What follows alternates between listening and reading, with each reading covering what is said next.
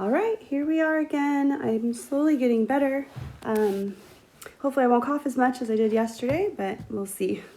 Okay, so we already talked about the first part, the standard deviation of residuals S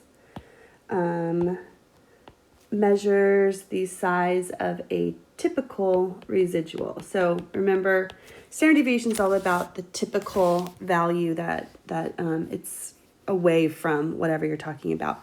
So S measures the typical distance between the actual Y, which is Y, and the predicted Y, which we know now as Y hat. Okay. And then we got a formula, and the formula was kind of complicated. It was the sum of, and you probably maybe are fast forwarding through this, and that's fine. The summation of all the Y values. It's not the X values, it's the Y values. It's the residuals, okay? So remember, residual is, the residual is, I always do that, huh? Residual is the actual minus predicted, or Y minus Y hat. And if you look at this part right here, that's just all the residuals added up and squared, of course, because residuals are positive or negative. And if you add all the residuals up, you get 0. And then at the very end, you have to divide by n minus 2. Okay, so the number of samples and then subtracted 2. Okay, and then there was the interpretation. So the standard deviation, say whatever that is, and so on. All right, now let's take a look. Let's do an example. So it's common knowledge that cars and trucks lose value the more they are driven. Can we predict the price of a used Ford F-150 Super Crew 4x4 truck if we know how many miles it has on the odometer? A random sample of 16 used trucks like these were listed for sale and the number of miles given. Okay, so here we go. We have all the data down here for all 16 of them. And if you take a look, I think we've seen these before, these two graphs. I'm not going to go back and look, but I'm pretty sure. So here are the 16 different data points, all those red dots, and then the sum of the residuals is 0. But then when they take the sum of the squared residuals, you get 461,300,000. All right, we're going to find and interpret the standard deviation of the residuals. Now, it would be tough to do by hand to do all of this, and so I'm glad that we have the sum of the squared residuals. And so if we want to find the standard deviation of the residuals, we would say S equals the square root of, and go back to the formula up here, it's the sum of all the residuals squared. Well, they gave us that number. It's a big number, 461, and it's approximate. It's actually not exactly equal to that, and they're close enough. It's fine. Divided by n minus 2. And I circled n earlier. N was 16. So 16 minus 2. And you put that into your calculator and you get about 5740. Okay? So that's how you find it. And you're not usually going to have to find the standard deviation by hand. But you are going to have to interpret it. That's the important part. So here we go. We're going to say the standard deviation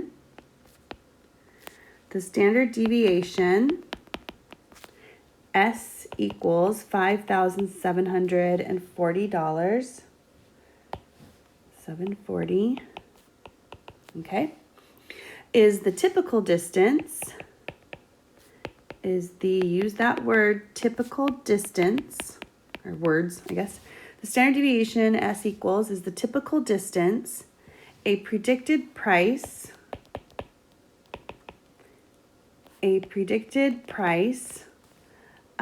of the Ford F-150 4x4, what was it called? Super Crew, or just Crew? Super Crew.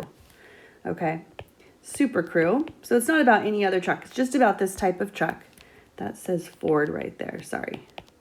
The Ford F-150 4x4 Super Crew. So it's the typical distance, a predicted price of that is from the actual price. That's the typical distance. So $5,740, typical distance that we are away from the actual price. Okay, so that's the interpretation. And you just write that down and you're good to go. Okay, so that was standard deviation of the residuals. That was S.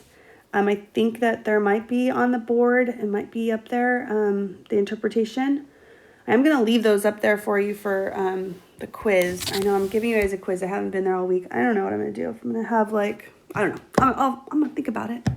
It's not till Thursday. Maybe I'm back on Thursday. Let's pray. Okay, now the next part is the coefficient of determination.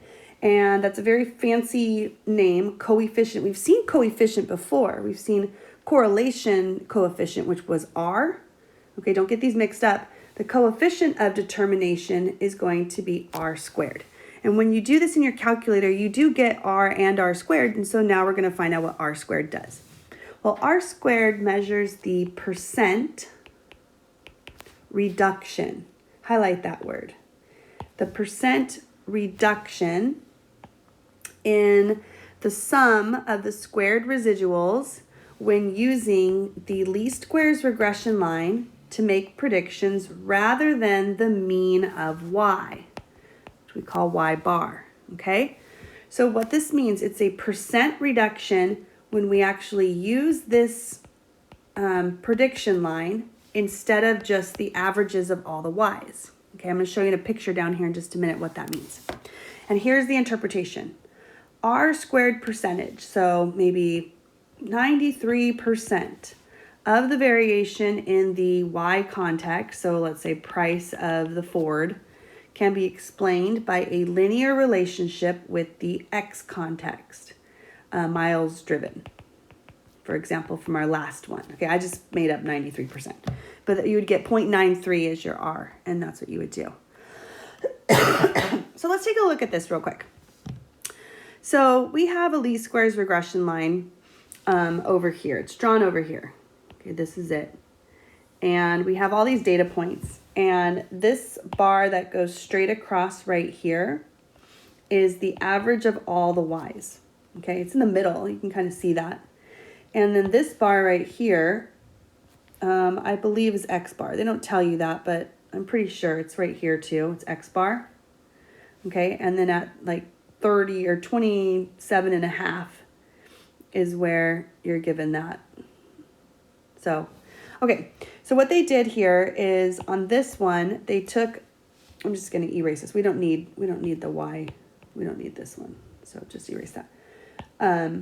They took all of the points and they looked at them compared to just averaging all the Y values, okay? And so what they did was they found the residuals for each one that it just drops down, and then they squared it and they got the sum of the residuals. And this is the SSM number right here, okay? SSM stands for the sum about the mean. The sum about the mean of Y. Okay, that line right there is Y bar, which is the mean of Y. The mean of Y, not Y hat, but Y bar. Okay, so that's SSM, and they give us that number. They found all those, and they added them up. Over here, this is called this green, or let's get rid of the green. We don't need that. I'm regretting my decision to even draw it there. Sorry. Okay, the blue one is the LSRL. This is the least squared regression line, which we know all about, right? And they took all the residuals, squared them, and got the sum of the least amount that they could do. And so this is called the SSE sometimes. You don't need to know these. We're going to use them in a formula in just a minute. It's the sum of the squares for error. Okay. And so to find the coefficient of determination by calculating the percent reduction in the sum of the squared residuals is you're going to take SSM, so the number for SSM, which was 137400000, big huge numbers because we're squaring up all these, and adding them all together, minus the SSE, which we're given over here, 461. That's the sum of all the residuals. We knew that number earlier. And then divided by, now it's a percent reduction, so you have to divide it by the original the original number that you are looking to go from. So there you go. Okay.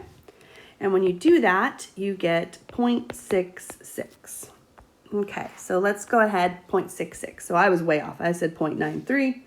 That's definitely not it. It's 0.66. So we would say here that 66% of the variation, 66% of the variation in the Y context, of the variation in the price, I capitalized that because this is my old last name, in price of these trucks. Okay, we know that we're talking about which trucks we're talking about. I'm just going to say these trucks instead of the whole thing. Can be explained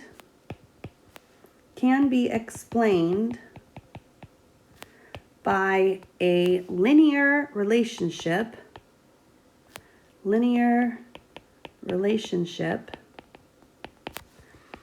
with miles driven. Okay, the X context. So 66% of the variation in price, of the variation in Y of these trucks can be explained by a linear relationship with X. All right, now how is R squared related to R? Well, R squared is just R squared. So if R squared is 0.49, then R is going to be plus or minus, that's super important, 0.07. So to know whether R is plus 0.7 or negative 0.7, we'll need more information. So if I say something like this, here's a scatter plot, and I give you R squared equals 0.84, okay? To find out what R is, you would need to take the square root of 0.84.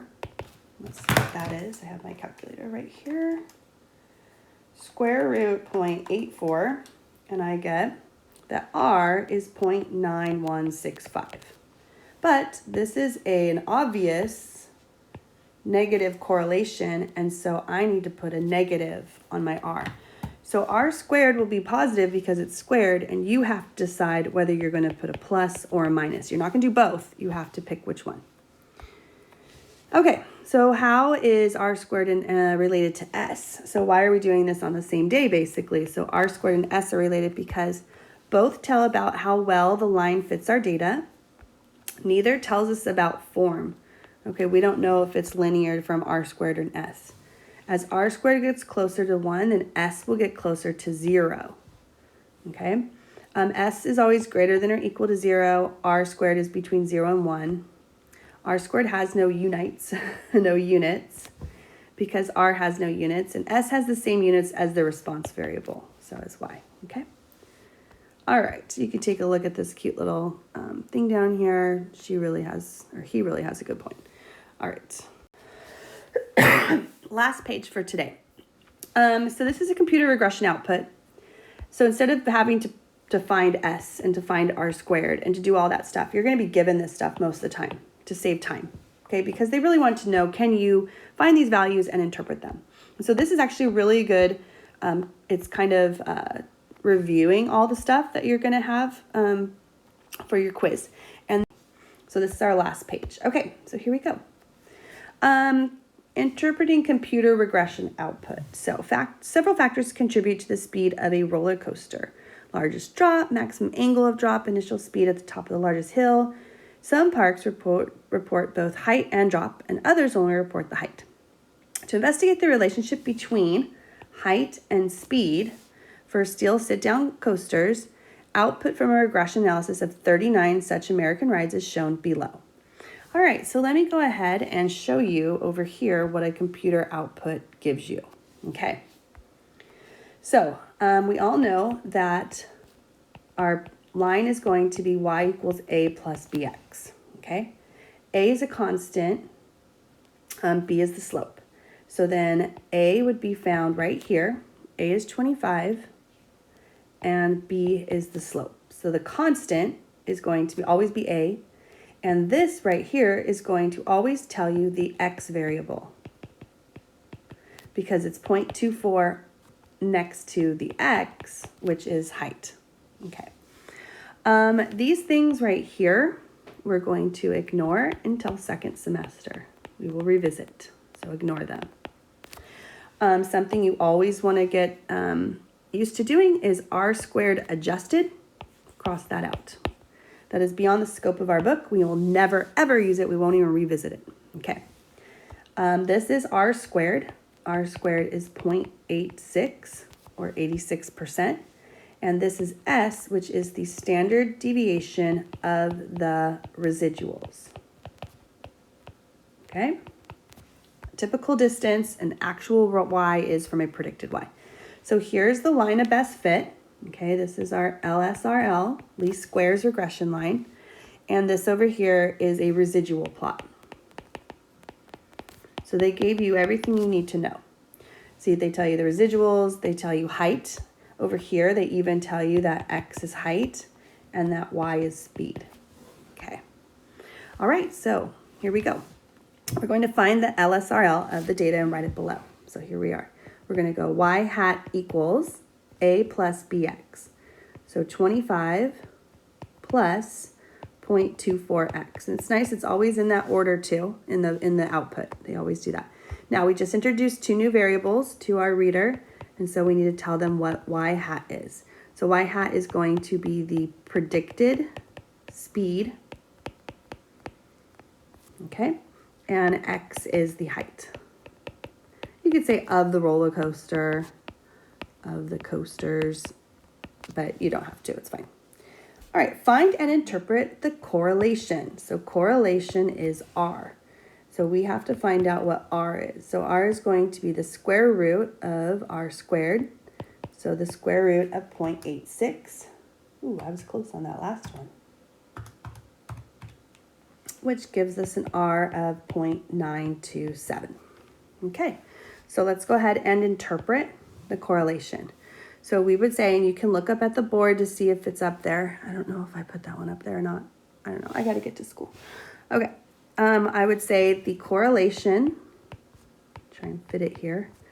The correlation, R equals 0.927, okay, confirms a linear relationship. Now, I should have said something earlier. I should have said that the scatter plot looks linear.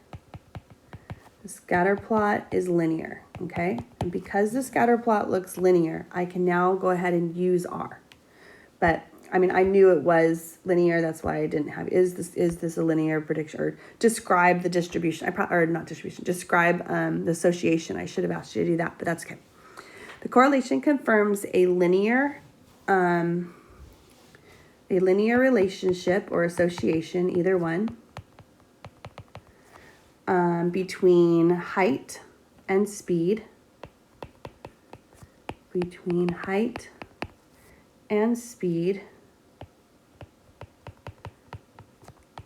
of the roller coasters as strong and positive. Strong and positive. Okay, so I knew to take the plus square root of R squared because my line is a positive slope. Is a linear model appropriate for this data? Yes. Don't say because R is 0.927, which is close to 1. That will give you no points. You can say yes, and you have two ways to say yes. Number one, we can say that the scatter plot of the data is linear. The scatter plot of the data is fairly linear, is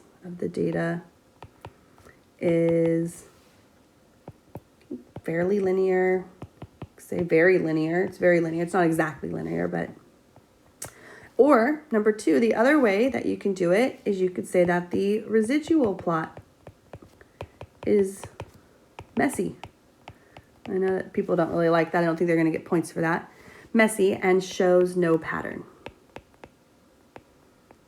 Shows no pattern. Okay? So two things you can say. You don't have to say both of them. You just have to say one or the other. Excuse me. All right. So is a linear model for this data appropriate? Yes, because the scatter plot shows that it's linear or the residual plot is messy. Okay, interpret the values of R squared and S. So we're going to do them both. I'm going to do some different colors to break this up a little bit. Okay, so let's look at r squared first. So r squared in our output, r squared is 86%. They even gave it to us as a percent. So we would say, now this is a new interpretation for you today. 86% of the variation, start with that.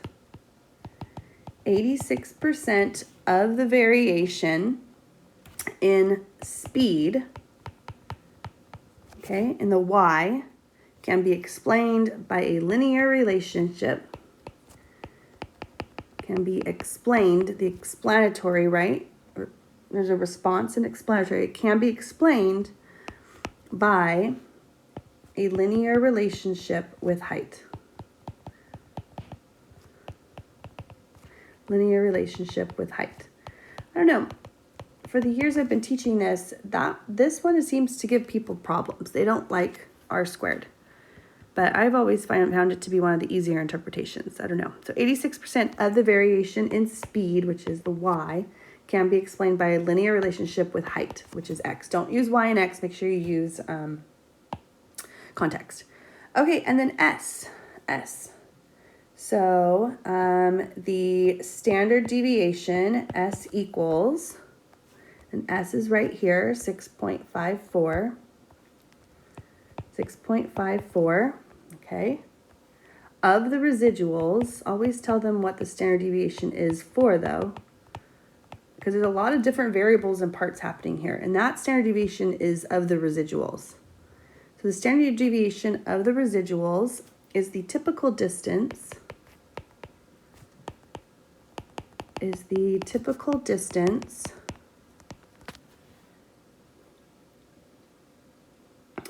a predicted speed is from the actual speed. A predicted speed. Now, there's nothing to do with x in this at all. The residuals have to just do with the y and y hat. Remember, AP, actual minus predicted. So the standard deviation of the residuals, the typical distance, a predicted speed is from the actual speed of the roller coasters or whatever, actual speed. But that's fine. Okay. Would you be willing to use the linear model to predict a speed of roller coaster that is 500 feet tall? So they're asking me if they told me the height of a roller coaster was 500 feet tall, would I be able to use this over here? Well, let's see. This is 3, 20, 40, 60, 80, 100, 40, 20, 440, 40, 20, 40, 60, 80, 500 would be about here. Have to follow it up. It's a little further out. I mean, this last data point is even pretty far. That one's pretty far. So to go 500 would be pretty far. So I would say no. Okay. 500 feet is a little too far outside. So 500 feet is a little too far outside our x values that were given. Our x values given. You really don't want to go past the x values given. Okay. What else? To obtain the least squares regression line. You could even throw in a fancy word like extrapolation, which does mean exactly what we described up here. That we can't make a prediction because it's just too far away from our data points. Now you might argue, well, that's pretty close though, and you're kind of right. It is kind of close.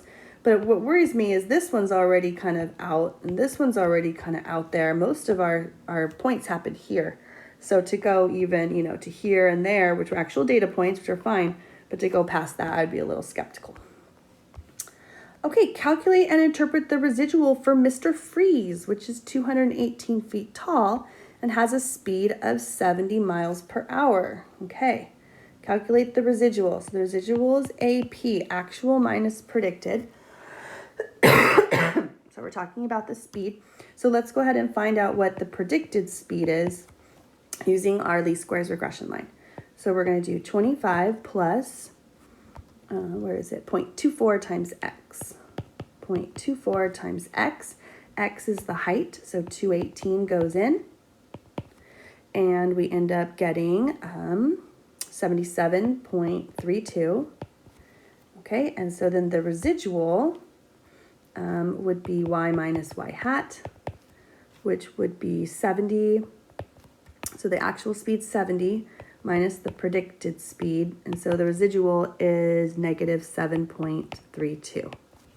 Okay, interpret. Let's interpret this. This one I don't have up on the board. But this one, I don't know if you really need one, but we would say, just say what you got, you know, you got negative 0.732. So we would say that the predicted speed is 77, the actual speed is 70. So we could say that the predicted speed was 7.32 too high at x equals 218 feet tall. Okay. You could also say it the other way. You know, the actual was lower, was 7.32 lower than. So just compare the numbers. Just look at them. Use your best judgment. Now, if the speed were measured in kilometers per hour instead of miles per hour, how would this affect values of r squared and s?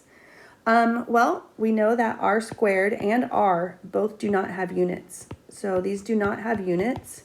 So changing any units does not do anything to it. These do not have units. So therefore there would be no change.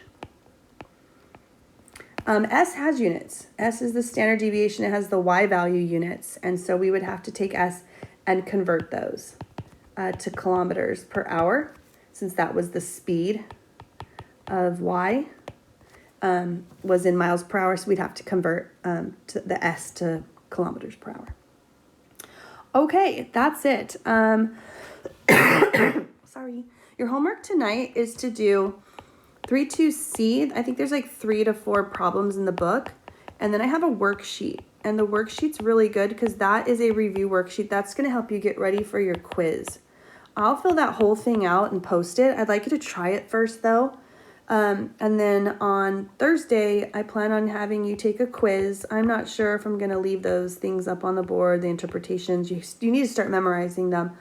But it's mostly on interpretations. So we're going to do the quiz and then also 3-2D, which isn't too much longer for the lesson 3-2. I'm hoping to be back. Pray for me, you guys. I have COVID and it hit me so hard, and I tried to just come back to school after 5 days, and they were like, no, you're still sick, go home. So I got sent home. I've never been sent home from work before, so it was kind of embarrassing and sad, and I was crying, but I'm okay now. All right, so I'm hoping to get back. I love you guys. I miss you. That's kind of creepy, but I will see you later. Bye. And we're going to stop right there. This is 3-2D. This is after the quiz, so this is not on the quiz. Okay, so all the stuff before is 3-1 and 3-2A, B, and C.